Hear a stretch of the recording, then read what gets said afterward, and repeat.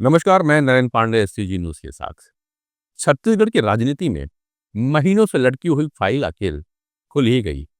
केंद्र की मुहर लगते ही मुख्यमंत्री विष्णुदेव साय ने मंत्रिमंडल विस्तार का ऐलान किया और तीन नए चेहरे गजेंद्र यादव, खुशवंत साहेब और राजेश अग्रवाल इन्हें मंत्री बना दिया।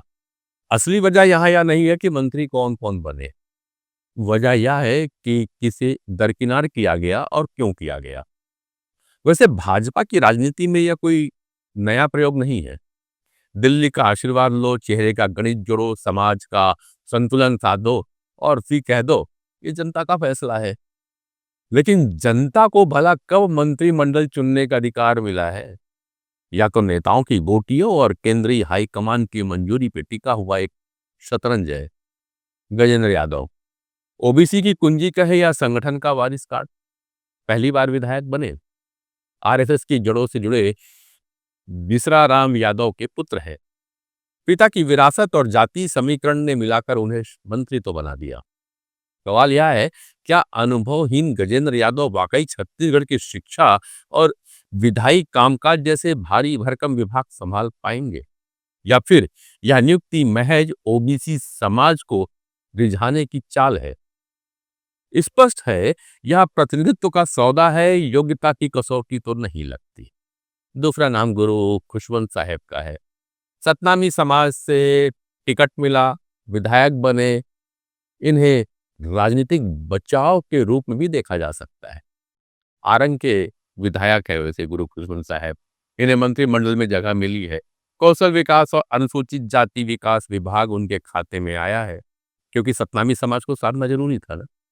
कांग्रेस के जमाने में गुरु रुद्र कुमार लगातार मंत्री थे।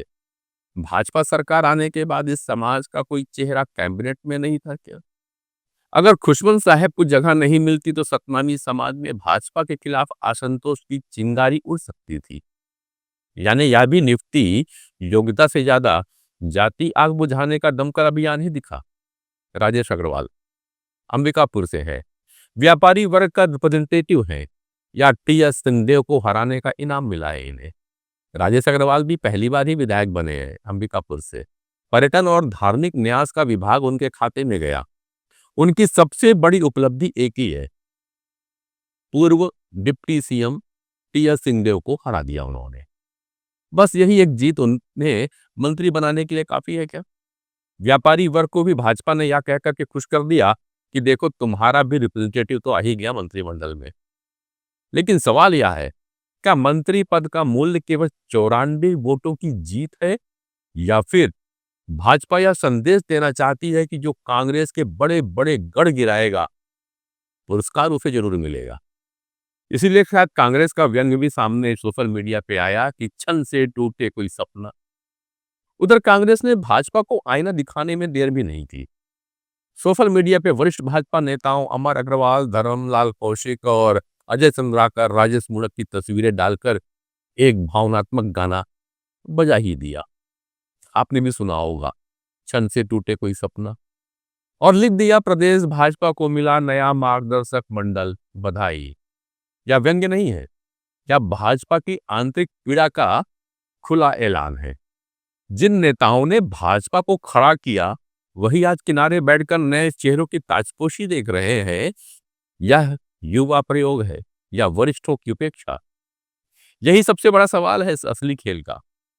यह विस्तार दरअसल जाति और क्षेत्रीय गणित का समीकरण लगता है। ओबीसी समाज को साधना, जहां से यादव समाज के कैंडिडेट को मंत्री बनाया गया। दूसरा का सतनामी समाज की नाराजगी को शांत करना, जिसमें एससी समाज आता है। व्यापारी वर्ग को संतुष्ट करना भी जरूरी था, इसलिए शायद राजेश अग्रवाल जी को दे दिया गया मंत्री पद। दुर्ग और रायपुर संभाग को संतुलन देना था, इसलिए दुर्ग से मंत्री बनाया गया। लेकिन इसके साथ ही भाजपा ने अपने ही पुराने दिग्गजों को मार्गदर्शक मंडल में धकेल दिया।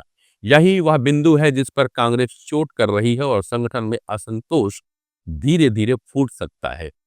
साय का मंत्रिमंडल विस्तार एक राजनीतिक इंजीनियरिंग प्रतीत होती है, जिसमें चेहरों से ज्यादा जाति समीकरण और हाईकमान की मंजूरी का वजन रहा है।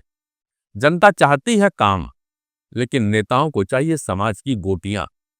आज ओबीसी सतनामी और व्यापारी वर्ग को रिप्रेजेंटेटिव तो मिल गया, लेकिन कल भाजपा के वरिष्ठ नेता संगठन के भीतर ही असंतोष का ज्वालामुखी बन सकते हैं।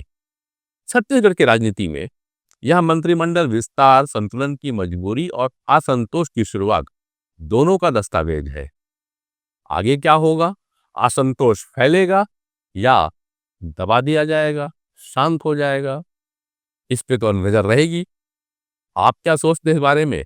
कमेंट्स पे लिख भेजिएगा, इंतजार रहेगा। नरेंद्र पांडे का नमस्कार।